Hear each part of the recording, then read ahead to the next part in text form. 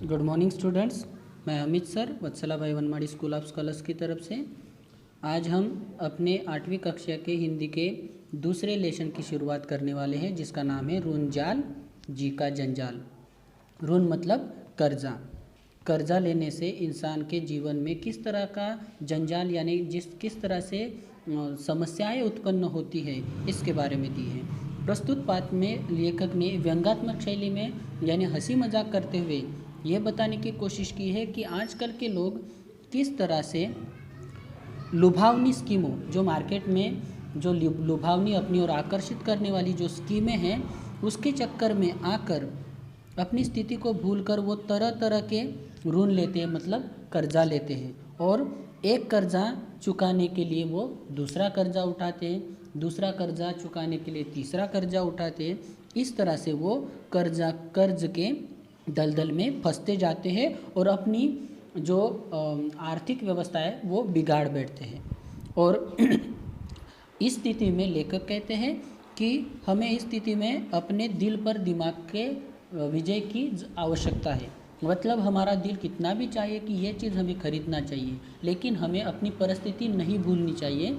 इस वक्त हमें अपने दिमाग से काम लेना चाहिए।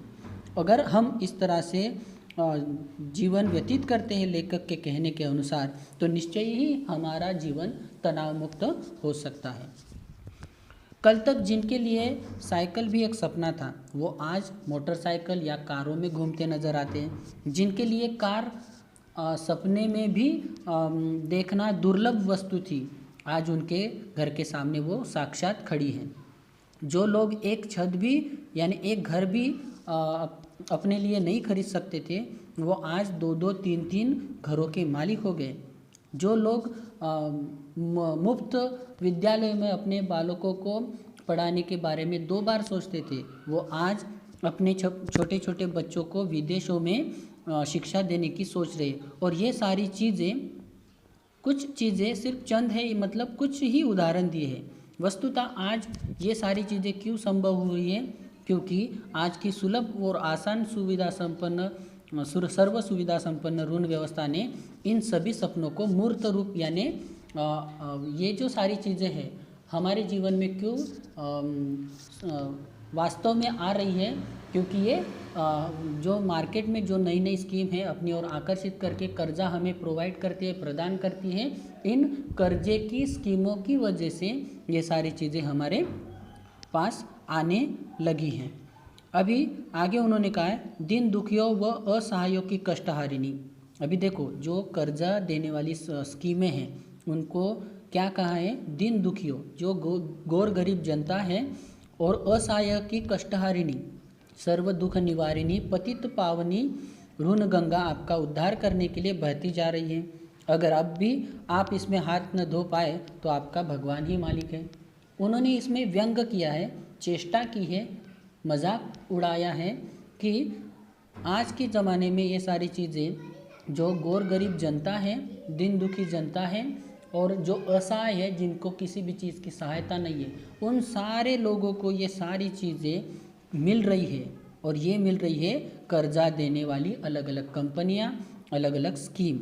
और इस गंगा स्कीम, कर्ज रूपी जो गंगा है, कर्ज रूपी जो नदियां है, अगर ये कंपनियां हमको कर्जा दे रही है, तो अगर इस स्थिति में भी अगर हम वो कर्जा नहीं ले रहे, तो हमारा भगवान ही मालिक है।